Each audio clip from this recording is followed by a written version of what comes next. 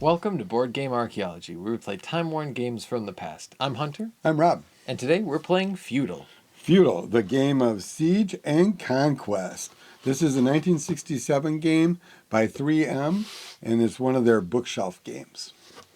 The goal of the game is to rather kill off your opponent's royalty or take their castle. Yes, and this is very similar to chess. So the age bracket, which I didn't say, is really, if you can learn how to play chess, you can play this. So it really depends upon where your kid is at, I think, which would be. It comes with this cool plastic board that folds up, and everything fits in this awesome little spot. It's got 6 different teams with castle, king, squire, archer, knight, pikeman, and we'll get to those in a second. It also comes with a couple plastic things that you use on the board when you're setting up to hide from each other how your offense and defense is going to be. This also is to put this thing together because you can go like this because it's got the same thing on both sides. So you both know what your pieces are when you're first learning how to play. Yeah, and as you said, it's very similar to chess. The idea really is to take the castle, which is the position that you're defending, or you have to kill the king, the prince, and the duke. Right. And that kind of gets into the characters of this, because it's like, it really doesn't have that many more or less characters than chess. Yeah, fewer pieces. Yeah, and so you got the pikemen, which are essentially kind of like rooks, in the sense that they can go 12 spaces in this kind of way. Yeah, horizontal, vertical. And then sergeants can go 12 spaces, but diagonally. Yep, just like a bishop. Both of those can go 1 space in their kind of the spaces that they don't go in. So sergeants can go horizontally, vertically, 1 space at a time. Yep. And pikemen are the other. Then you have things like the squire, which are kind of more like the knight. It's like a move and then adjacent. Yep, and he's the only player that can jump over another player. Yeah, one of the same kind of funky movement type stuff. Yep, just like a knight.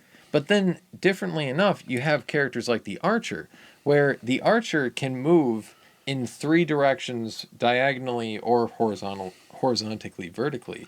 But when he's attacking people, in that proximity, you just take them out of play. He does not then take that space. Yeah, he can basically shoot an arrow up to 3 squares, either horizontally, vertical, or diagonally from where he's at. Very good defensive kind of character. Then you have characters like the king, where he can move 2 in any of those kind of realms, horizontally or vertically. Yep, and the horse people are like the knights, but they're not knights like chess. They're knights in this game. Kind of like a queen. Yeah, can move really diagonally, horizontally, the whole length of the board, where the pikemen and the sergeants are limited to the 12.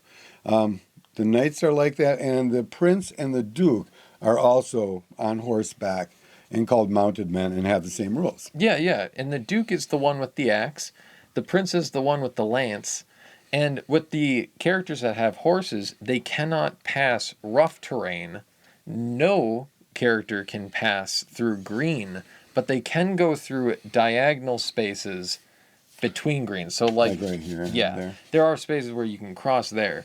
But only foot soldiers can go through rough terrain. They can't end their space there. So there are some differences in chess where there's a lot of mechanics at play that don't always come up right away. Right, and I think the biggest difference between this and chess is chess has 8 squares.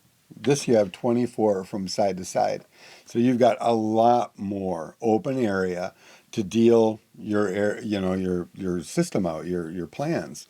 And when you first start it, it's kind of like you just don't know what's going on. By the second round, you're starting to pick it up. You're starting to figure that defensive aspect to it out. And then, by the second or third time you play it, you really start to like it.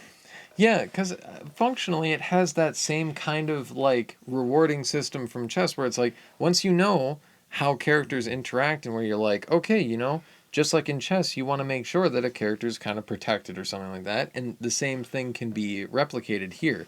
The idea that the game can be won both by entering the castle, which when entering the castle, there's sort of this outer castle area and the inner castle area. So it takes a turn to get onto the outside, and then it takes another turn to get into the inside. Right. So you can rather do that to win the game, or you have to kill the king, the prince, and the duke. So no one of those are necessarily more important. So like the king isn't like Like important end in the all, same right? way Yeah, as yeah, chess. right. But if all three of them die, and there are knights that, are free mounted horsemen types that can die without that kind of thing. But it's interesting when you have a king roll split between three very capable pieces. Yeah, just a lot of fun. There's a lot of setup to it. So when you first start out, you find out who's going to be defensive and offensive in the first play, and then you put your thing up.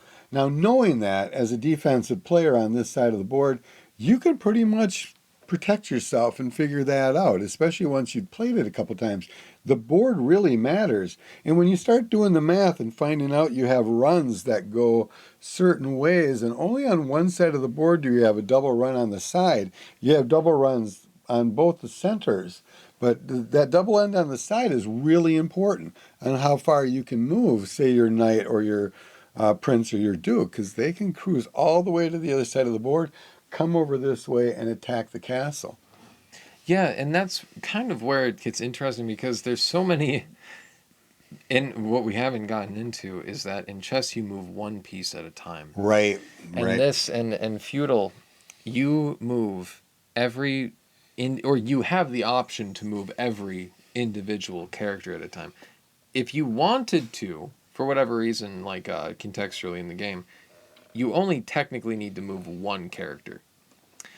But you usually want to be moving every single person. Yeah, there's so many people that can do so many different things that if you're going to stand still, you're going to get wiped out awful fast unless you're protecting from three different sides. And you can really see how the future lays by just kind of looking at the board if you're looking at it from above in that kind of strategic way. Yeah, because again, similarly to chess, you kind of start to see things as here's an array of threat. Here's where someone's going to get, taken out or something. And so you want to like figure out the board and like see what kind of terrain you're dealing with. There's a lot of moving pieces in it, and it's really interesting, especially since like this is just the 1v1 sort of situation. This game can support team play where you have multiple shades, so you kind of have three different blues. So if you wanted to, six people could be split into two Two separate teams teams. and just fight each other. You have one castle and lots of people. But as like the variations that the rules give you, it doesn't bring up that you can do three players that each have their own kingdom. But it's definitely possible. Yeah, we had a fun game playing three people. Yes. And so the amount of ways that you can make this game work is really impressive. It is, I think it's just because of how deep the board is. And you have a lot of playground for fewer people than you do on a normal chess set, and that just leads to a lot of fun stuff. Flat out, the boards can be, once you figure the boards out, you're going to be an expert. The board really matters on how you lay things out. And I think Hunter had a really good idea about having sheets over that you could change out the board, even make it an alien landscape or something. Yeah, yeah. The amount of potential modification that you can do, because it's like, you could decide to add more rough terrain or something. There's actually like a lot of things that you could do with the board itself that would fundamentally kind of like change the layout. So you wouldn't have someone who just memorizes quadrants and knows what's best. So there's a lot that you can do with that alongside the ability to play with more people. And it's really just kind of like charm me. I didn't know. And learning things about the game, it's one of those games where it takes a few rounds to really know what's up. Because with the castle, there was a round that we had where I kind of stuck it in this place, not exactly like that, because I'm pretty sure that that's not very fair. Right, but there was a clean green going into the courtyard. A diagonal valley between. I didn't think about a spot being a solid green because the castle wall, it gave me that feeling of, oh, it's like no one can, but people can. Right, until I look at it long enough and go, can I take you there? And he goes, yeah, you can.